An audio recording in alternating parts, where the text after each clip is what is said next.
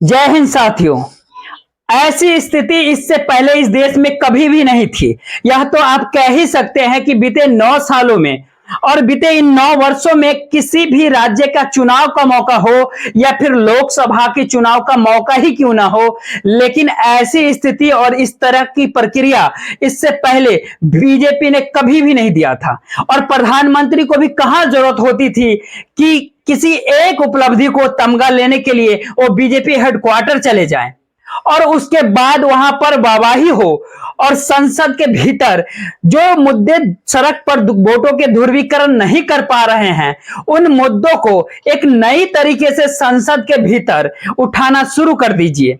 यानी निशाने पर विपक्ष होगा, लेकिन उसको लेकर जिन बातों का जिक्र जिस तरीके से किया जाएगा वह सीधे तौर पर इस देश के भीतर में एक नफरत की मोटी लकीर या कहे कि धर्म के आश्रय वोटों के ध्रुवीकरण की सोच संसद के भीतर भी भाषण देते वक्त क्या हो सकती है, या फिर प्रधानमंत्री की उपलब्धि को बताते बताते अगर आपकी जुबान लड़खड़ाने ना लगे और लड़खड़ाते लड़खड़ाते सामने वालों को आप न सिर्फ कटघरे में खड़े कर दें बल्कि उस पर शब्दों के चाबुक कुछ इस तरीके से चलाना शुरू कर दे जो संसदीय मर्यादाओं को तोड़ती चली जाए। राजनीतिक का यह मिजाज संसद के भीतर कल ही रात को देखा गया है और देश की राजनीतिक का नया मिजाज आज सुबह ही बीजेपी हेडक्वार्टर में प्रधानमंत्री की मौजूदगी में एक देखा गया है। और इन दोनों परिस्थितियों के भीतर 4 बड़े कारण आज आप पहले इसको समझिए। इस देश के भीतर में लगभग 200 लोकसभा की सीटें ऐसी है जहां पर कांग्रेस अगर अपने पुराने गलतियों को बांध लेती है और मान लेती है और नए सिरे से चल पड़ती है, उसमें इंडिया अलायंस बनाने के साथ और इस दौर में ओबीसी को लेकर जो राहुल गांधी ने कहा कि हमसे पहले गलती हो गई, यह बदलाव दरअसल बदलती हुई कांग्रेस का है।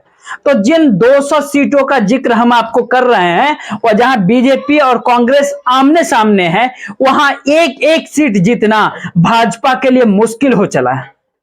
दूसरा सवाल, बीजेपी के पास उपलब्धियों का पिटारा प्रधानमंत्री नरेंद्र मोदी की तमाम नीतियों के आश्रय है, लेकिन उसी पे कोई बचा पाने की स्थिति में इस देश के भीतर में इसलिए भी नहीं है क्योंकि लोगों की अपनी सामाजिक आर्थिक जिंदगी और सरकार जिस चकाचौंध को बताना चाहती है वो अपने अनुसार उससे बहुत दूरी जनता की हो चुकी है और जनता की उसी नब्ज और उसी मुद्दे को राहुल गांधी ने हर तरीके से लगातार पकड़ रहे हैं। यह दूसरी मुसीबत है कि बीजेपी के लिए, जहां पर उसे लगता है कि जो कर दिया वो हमने ही किया है, चाहे वह चांद पर पहुंचना हो या G20 की सफलता हो। इस दौर में दुनिया भर में डंका हमारा ही बज रहा है, तो देश के भीतर के लोगों की डंका बजाना चाहिए, लेकिन यह सामाजिक आर्थिक दूरी कमोबेश इस देश के भीतर की 100 से ज्यादा सीटों का परेशान भाजपा को कर रही है।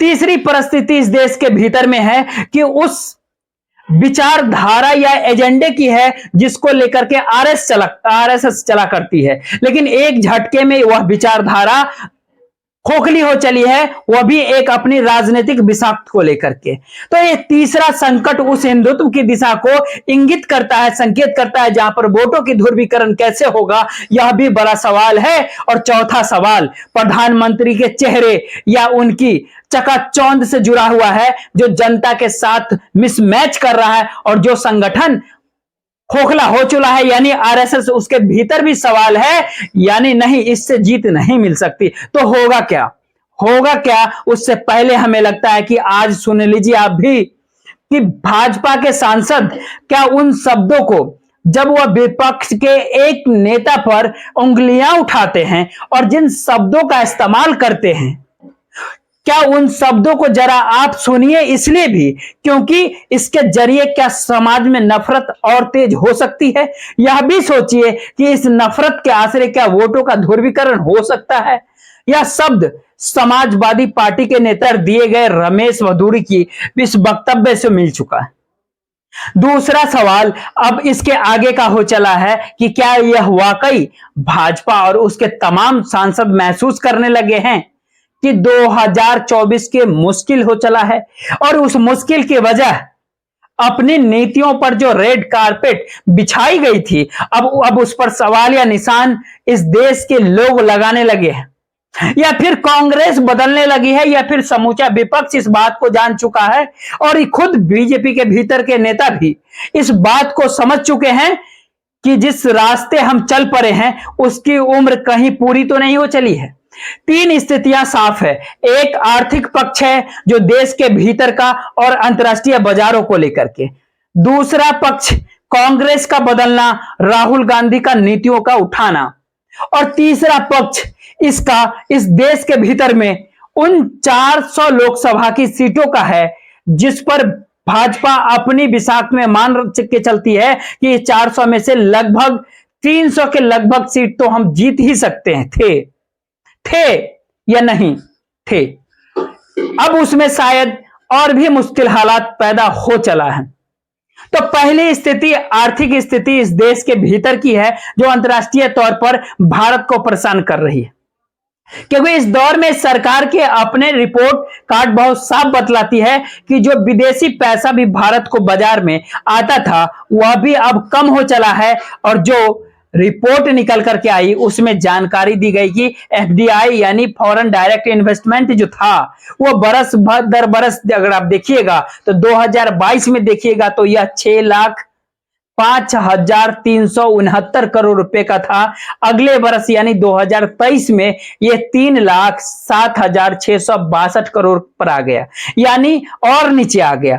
और 2024 के पहले 6 महीने के जो इंडिकेशन नजर आ रहे हैं वह 1.5 लाख करोड़ भी कहीं पहुंच ना पा रहे हैं। इसके घटने की वजह क्या है? भारत के बाजार में क्या विदेशी इन्वेस्टमेंट खोखला हो रहा है, और इसके वजह क्या है? सरकार इसकी वजह को समझे, लेकिन यह एक आर्थिक परिस्थितियां हैं। लेकिन दूसरी स्थिति भारत के भीतर जो डिस इन्वेस्टमेंट जो हो रहा है उसमें बजट में जब बताया गया कि किस इन्वेस्टमेंट कितना होगा, वो घटते घटते ऐसी स्थिति आ जा गई कि इस वर्ष यानी अप्रैल मई जून जुलाई अगस्त और ये सितंबर का महीना चल रहा है, इस लिहाज से आप सोचिएगा तो आधा बरस इस वित्तीय वर्ष का बीत गया। बजट में बताया गया था कि 51,000 करोड़ का डिस इन्वेस्टमेंट होगा, लेकिन अभी की तारीख में सिर्फ 5,600 इतना ही 5,600 करोड़ का ही इन्वेस्टमेंट हुआ है। पिछले बरस भी जो डाटा बताया गया था बजट में 65,000 करोड़ का था, लेकिन इन्वेस्टमेंट 35,000 करोड़ का ही हो पाया। उससे पहले तो कमाल की चीज थी, 2021-22 के फाइनेंशियल ईयर में 1,75,000 करोड़ का इन्वेस्टमेंट होना था जो बजट में बताया गया था, लेकिन हुआ कितना? 13,534 करोड़ का। यह पहला मैसेज था।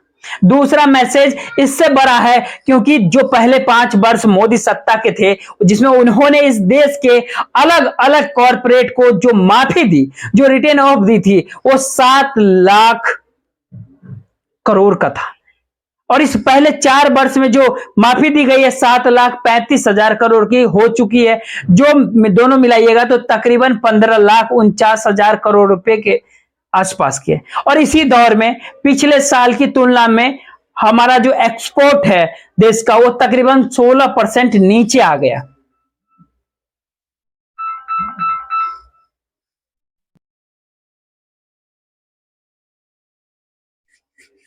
इंपोर्ट भी 17% नीचे आ गया।